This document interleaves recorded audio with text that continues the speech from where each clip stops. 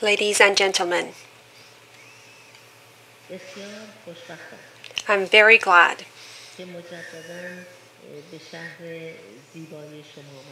to come once again to your beautiful city. I would like to thank those in charge of arranging this event. Dear friends,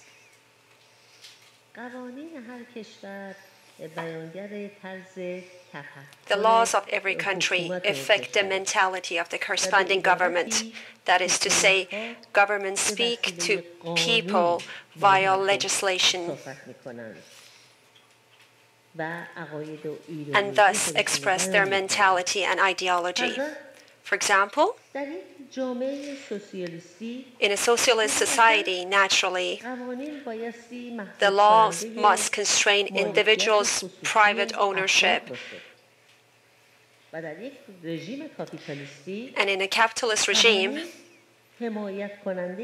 legislation support investments and free market.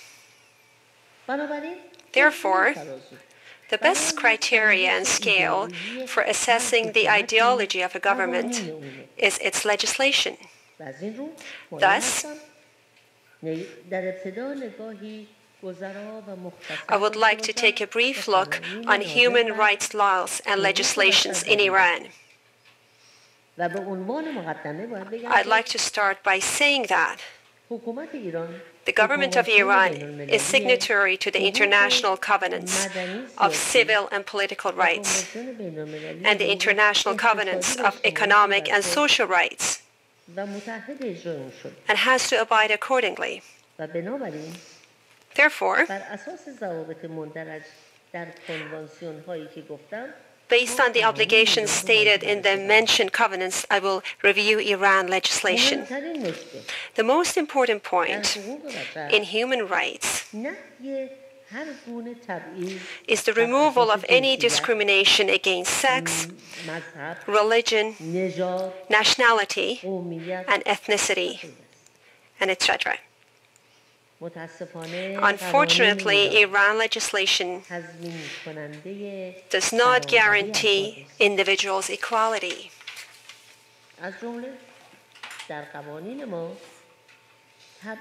In our legislation, there is a gender-based discrimination, which I would like to point out some. According to the legislation passed after the revolution, the blood money for a woman is half of that of a man. Therefore, if a man and a woman are attacked on the street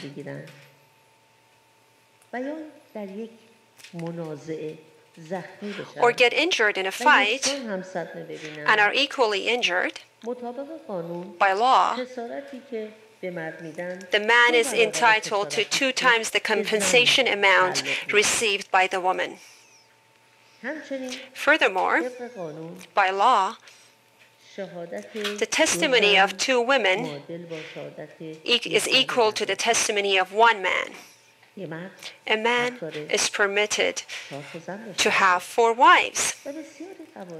And there are several other instances of discriminatory laws. The important point is that such legislation is not compatible with the culture of the Iranian society. It's been years.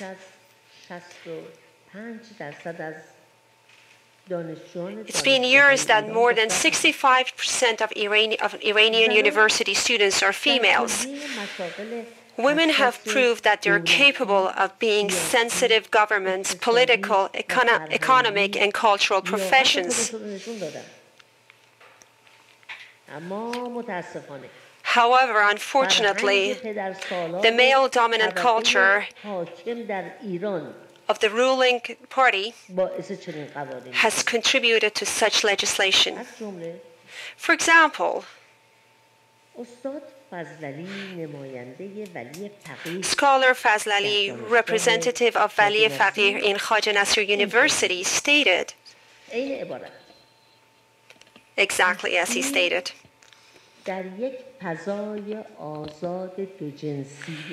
Education in a free and dual-gender society and environment is like throwing a piece of meat in front of a cat. How do you expect a cat not to eat it? Him and a group of others who are in charge of students' affairs intend to split the universities based on gender because they believe that in a mixed university, students get distracted and seduced. Also, as of academic year 2008, by setting a gender quota in universities, they are preventing female students from entering universities.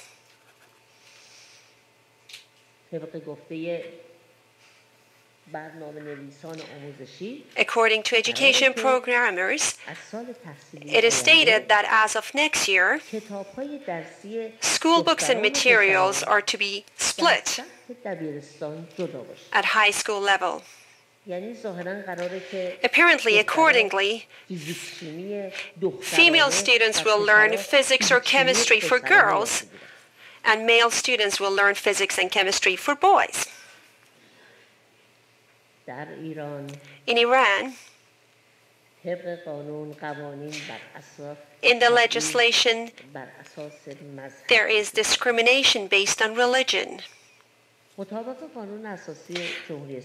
According to the Constitution of the Islamic Republic of Iran, the official religion is Shia. Other Islamic sects, as well as other Zoroastrianism, Christianity, and Judaism, are also officially recognized religions. This is when there are followers of other religions, like Baha'is, living in Iran, as well as those who do not subscribe to any religion and are followers of ethics than divine codes. Unfortunately, for such groups, no rights has been designated, and they are deprived of any civil, political, social, and cultural rights. In fact, since the revolution till now, the Baha'is have been barred from attending universities. Sadly, there are blatant differences between the followers of the officially recognized religions in the Constitution and the Muslims. For instance, based on the penal code,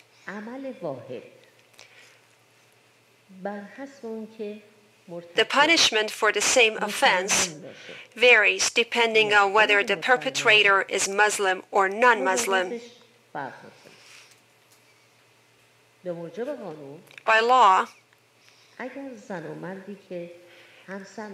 if an unmarried man or woman commit fornication, the penalty is to receive 100 lashes each. But if the woman is Muslim and the man is non-Muslim, let's say a Jew, the woman's sentence remains 100 lashes, but the man would be sentenced to execution. Another example. According to some reforms done to the civil rights after the revolution, it's stated that if if there is a Muslim hair among the hair of a deceased, the Muslim hair can deprive other hair of their inheritance share and is entitled to full inheritance. For example, if a Christian man is deceased and there are 2 sons and a daughter after him, it's natural that his assets will get divided between his children. However, if, for example, his cousin had previously converted to Islam, he is entitled to the full share of inheritance, and the children, because of holding on to their ancestors' faith and religion and are Christian, are deprived of their inheritance right. Unfortunately, religion discrimination in legislation exceeds what I stated. For example, in Tehran, that has a population of 12 million, to this date, Sunnis have not been granted a permit to establish a mosque. On some occasions, such as Qurban Eid or Fitr Eid, Sunnis go to Pakistan embassy and do their prayer there, as they do not wish to pray behind a Shia head of prayer.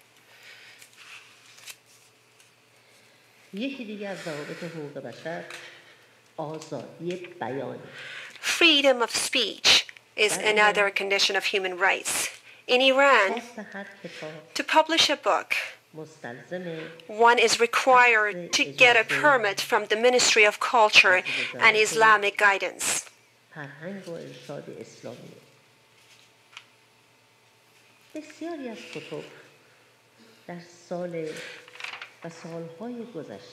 In previous years, several books were not published. There is censorship in publications. So many of which were closed during recent years. Several of the best journalists and Iranian writers experienced prison, their crime being writing. Most interesting of all, according to press law, any criticism towards the Constitution is banned and will result in the publication getting closed down. Censorship has gone beyond books and editorials, and it has taken over the internet sites. Some internet sites in Iran are being filtered, among which are those internet sites around women's rights. The government generates interference to prevent the broadcast of TV programs.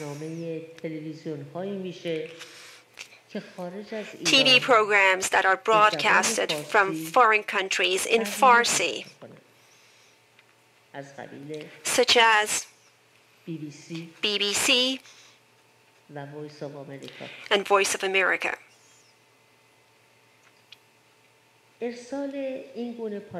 Such interference and disturbances to prevent the broadcast signals are very harmful to Iranian residents and can cause cancer. Unfortunately, French company by the name of Eutelsat, who's the owner of board satellites that they all program, not only disagrees to such an act, but also assists the government in a way in the inhibition of the above-mentioned broadcasts.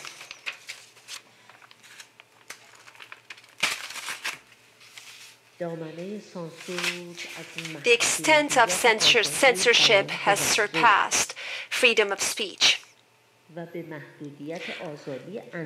and is violating freedom of thought. For example, famous Iranian director Mr. Jafar Panahi was arrested in his house on March 2nd, 2010, and was handcuffed and moved to Evin prison. And to this date is in solitary confinement and deprived of all his rights. His allegation was that he was intending to make an anti-Islamic Republic movie in his own residence. Meaning, while a movie is not even produced yet or gone on screen yet, too early to judge whether it was a risk to the Islamic Republic, they arrest a famous director. This means no one is allowed to have anti-government thoughts.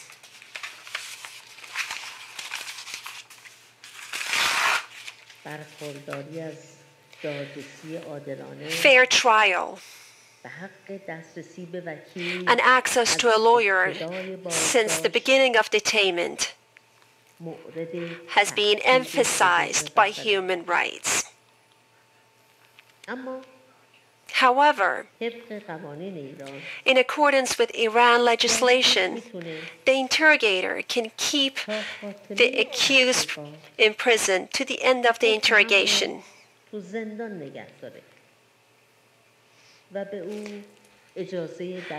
and not grant him access to a lawyer, and just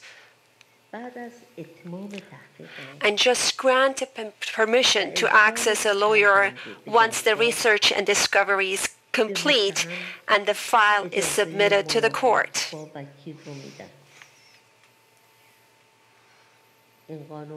This legislation mainly applies to political and publication-related accused.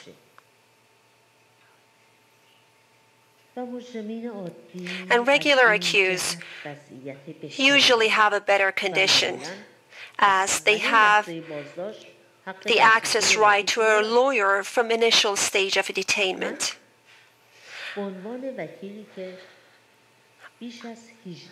I have 18 years of experience working as a defense lawyer and have been representing several political and journalist clients. However, to this day, there has not been a single file which I could visit my clients since day one.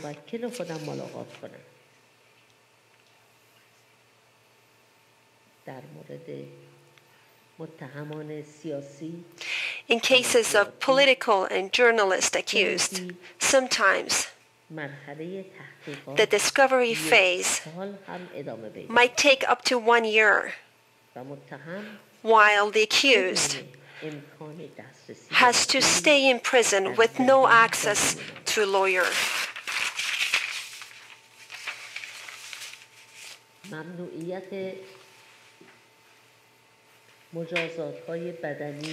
Corporal and body punishment and scorning punishment are being condemned by human rights. However, it's sad to say in post-revolution legislation, punishments such as stoning, crucifixion, amputation of limbs, and worse being juvenile execution,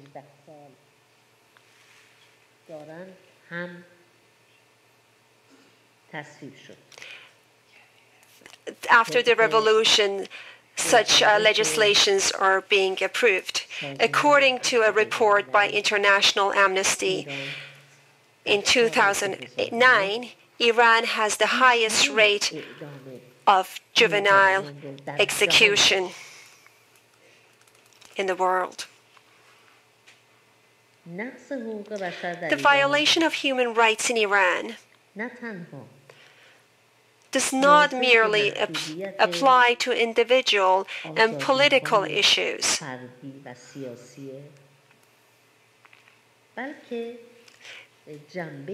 There is also an economic side to it.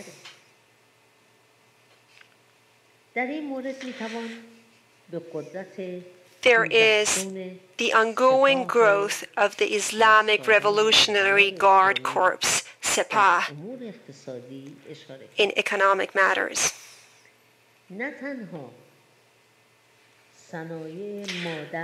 Not only major industries are exclusive to members of this organization, but also recently, according to the news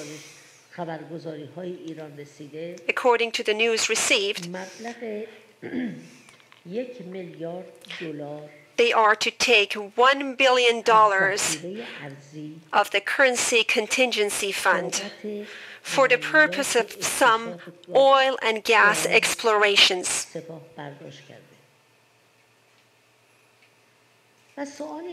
The question is, what has Sepah got to do with oil and gas exploration activities? There are tons of other problems. In 2006, $1 billion. In 2007, $10 billion. In 2008, $18 billion. Revenue of gas, liquid gas, and oil byproducts did not get deposited into government treasury. In other words,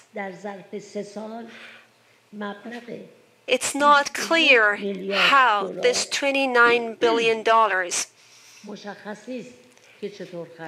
how did they spend this amount in the 3-year term? These poor decision makings, hand in hand, contribute to the ongoing growth of poverty in Iran. According to government reports, more than 10 million people live below the poverty line. That is to say, 1 out of 7 Iranian lives on less than $1 a day.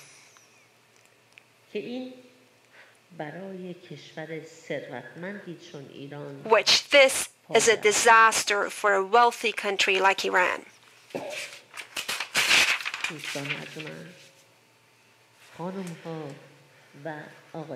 Dear friends, ladies and gentlemen,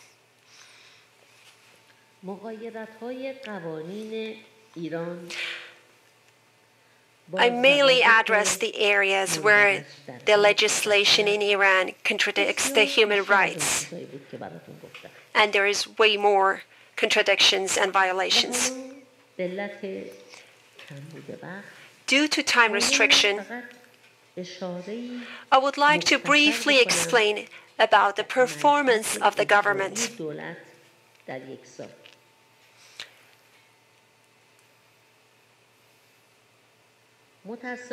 Unfortunately, last year, Iran had the highest rate of execution after China. Freedom of speech is extremely limited. According to a report by Reporters Without Borders, Iran ranks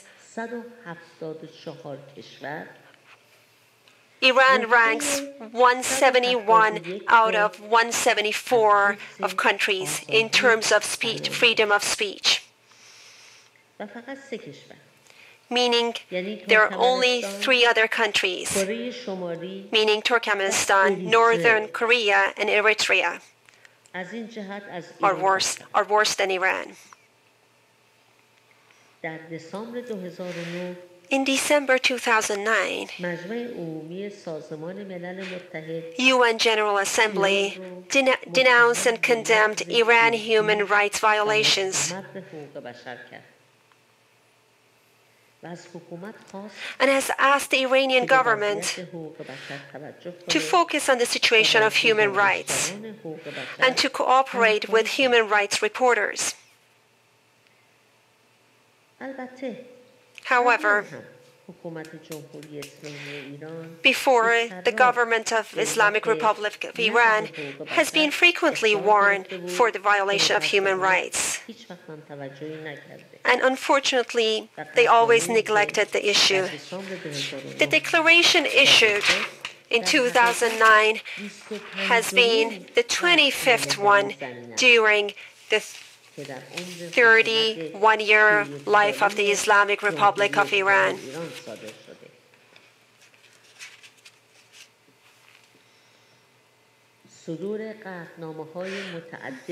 Multiple declarations and negligence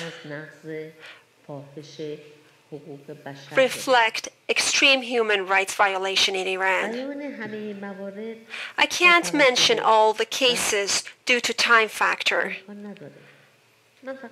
However, I will point out some recent ones after the revolution, after the election. In the month of June, in 2009, presidential election took place.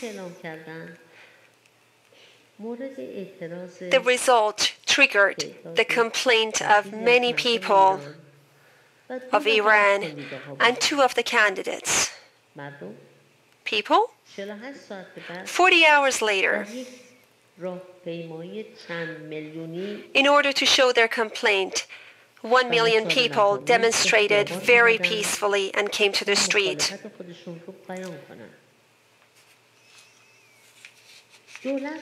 The government declared the demonstration as illegal, even though, according to the Constitution, there is no need for a permit from any source if the demonstration is not disturbing to Islam foundations and that if there are no arms nor weapons. And there is no need for a permit from any source and officials. People demonstrated in a very peaceful manner, their slogan being, "Where is my vote?" That is to say, they were not jeopardizing the foundation of the government, nor that of Islam.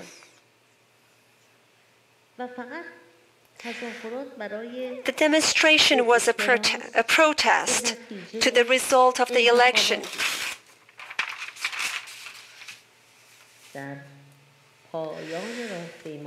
Towards the end of the demonstration, when the crowd was returning home,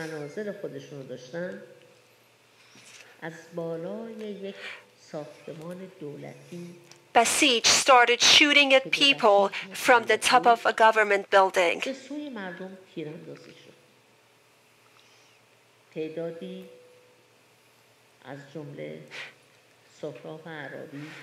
Some, including Sohrab Arabi, were killed. Some were injured. And this is how the government's harshness started. The next day, at 3 a.m., police attacked the dorm in Tehran University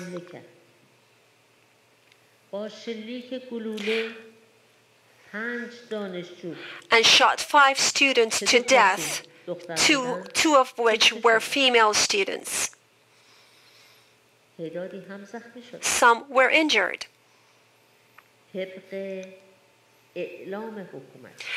According to a government declaration, more than 6,000 people have been arrested in Tehran and other cities. However, the correct number is more than what was announced by the government.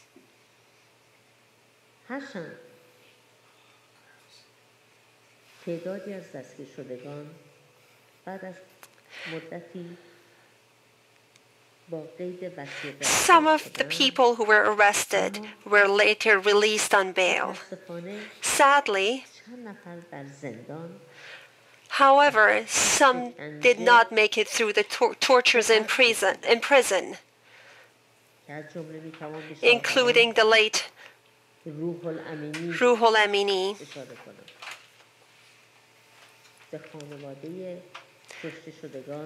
Families of those dead were not permitted to have funeral or memorial ceremonies.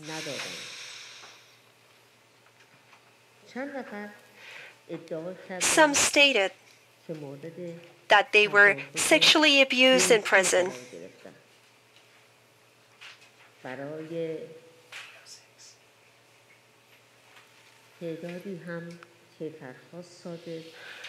And some got a sentence and had to go for a trial. Detainees were not granted access to a lawyer to the last day.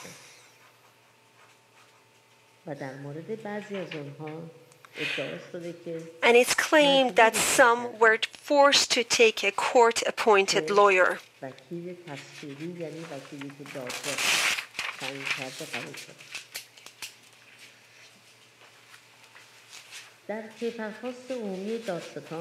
The prosecutor's general request was read on day 1. The detainees and also some others who were not detained, and there was no accusation, including myself, and Facebook, and Twitter, were also charged with a velvet coup or a color coup.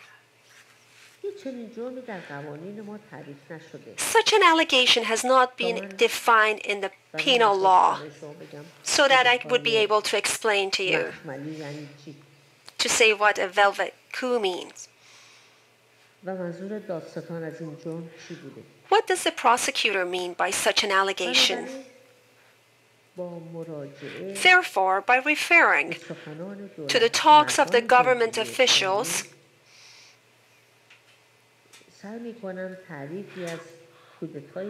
I try to define velvet coup.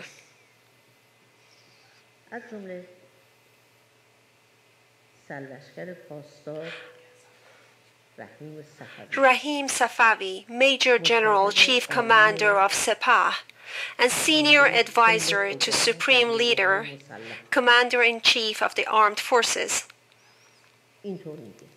has stated that a soft coup means encouraging other people to want what others want, meaning what the West wants. Also, the commander of Sepah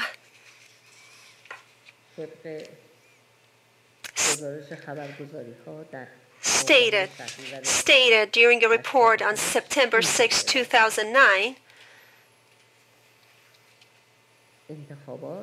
election and democracy is a proper stepping stone for a start of a velvet coup. And the most vulnerable point for the destruction of revolution and the system and the regime happens at election level.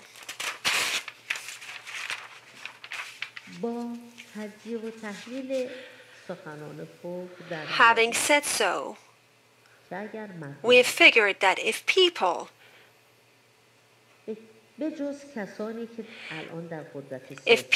give their votes to people other than those at political power and elect other people,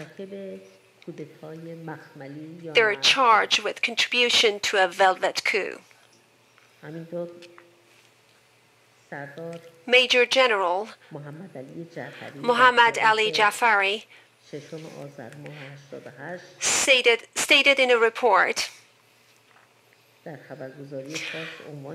to Fars News,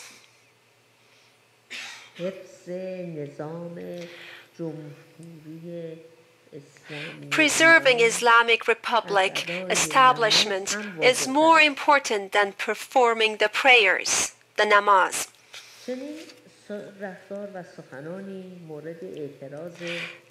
Such speeches and comments were not welcomed by some scholars and clergymen,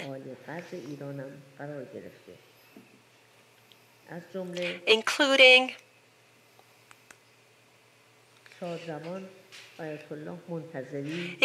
the late Ayatollah Montazeri, who stated,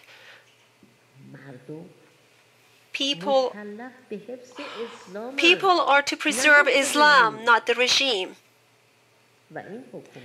And this government is neither Islamic nor republic. After his death,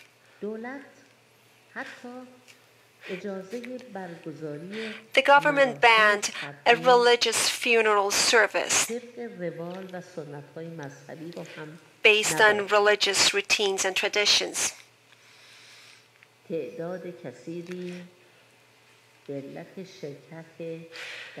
Numerous people were attacked and arrested due to taking part in the burial and funeral services.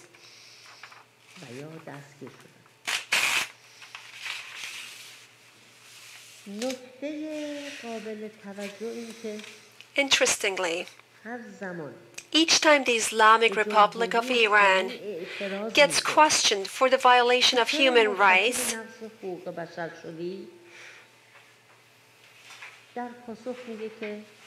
the response would be,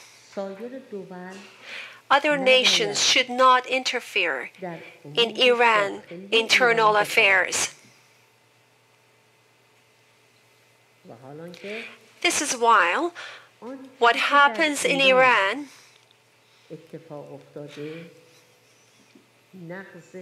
is an extreme and systematic violation of human rights.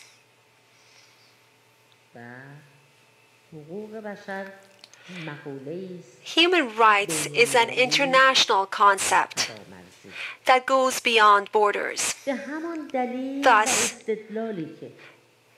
the government of Iran has the right and can complain against human rights violations in Lebanon, Palestine, Iraq, and Afghanistan,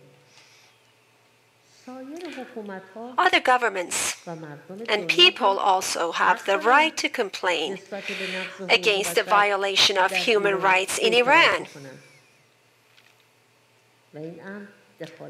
This is not an act of interfering in countries' internal affairs. The government of Iran, whenever accused of human rights violation, to justify their behavior, resorts to human rights violation in other countries, such as the States, European countries, and claims such affairs take place everywhere, which, however, this allegation is correct. Sadly, in most countries, violation of human rights is seen. One cannot forget Guantanamo Bay and Abu Ghraib prisons.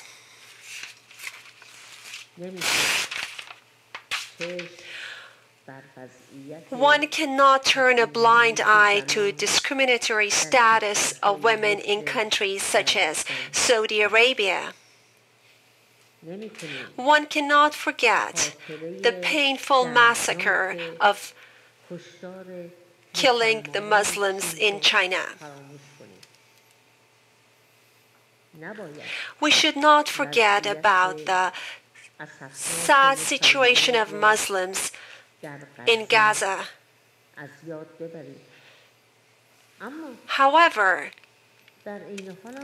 should know that, firstly, the violation of human rights in one country is not a permit to more violation of human rights in another country. China, Russia, the United States, and Israel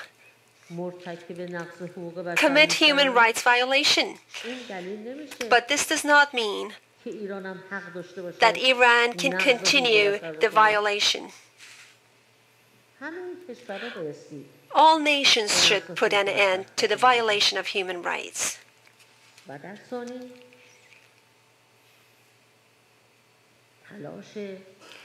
Secondly, the efforts of human rights defenders in Iran is for the betterment of the situation, not to get into power. Therefore,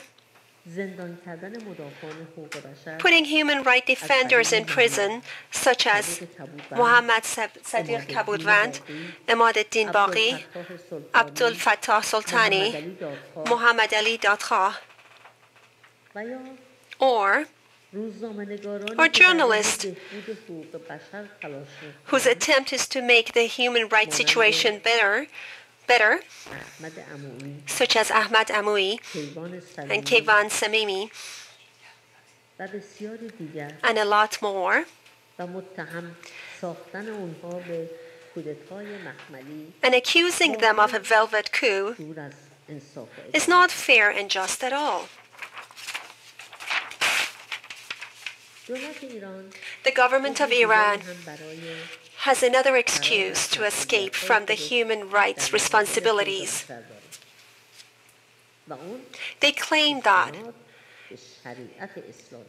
they get their Sharia, their constitutional monarchy, from religion. They say the government gets their mashruiyat, their constitutional monarchy, from religion, not from the public's vote. Islam has to be preserved. And Islam is not compatible with human rights, which is a Western concept. In response, one should say, where in Islam constitution is questioning the election considered a crime and entitled to a penalty? According to which constitution is preserving the Islamic Republic of Iran is more crucial than our prayer's duty? Such talks contradict Islam.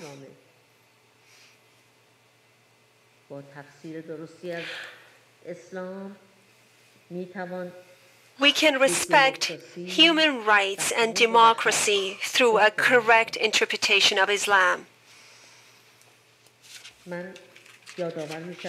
I have to remind you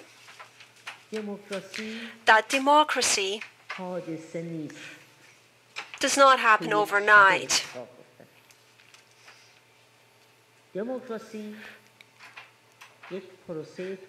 Democracy is a historical process, and it has to follow a process of development.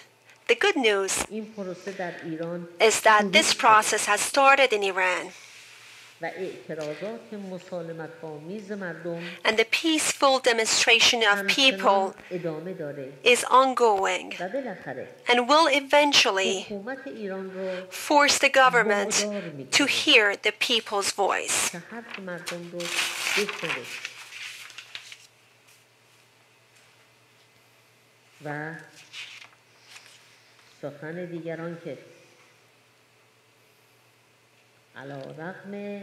Another point I have to mention is that regardless of the numerous criticism towards the government of Iran, we are against military attacks and economic sanctions, as it harms the people. And besides, it could be an excuse for more implementation of suppression on those asking for freedom. However,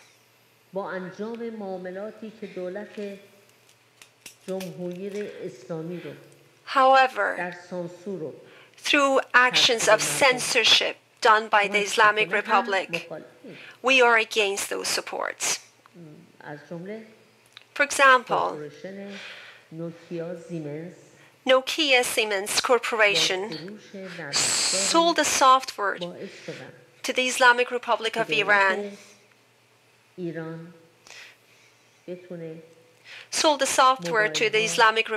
Iran, to monitor cell phones and text messages.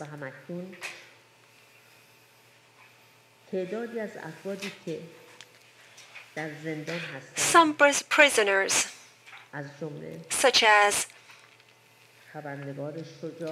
brave journalist Mr. Isa Saharkhis, stated that they were arrested because they were using Nokia cell phone and have requested for an international complaint against the company. Also, arms and weapon trades should be banned because natural resources should be used to improve the condition of the people, the public's condition. I'm sure the continuation of a peaceful, legit request of people will finally and eventually pave the path to democracy in Iran.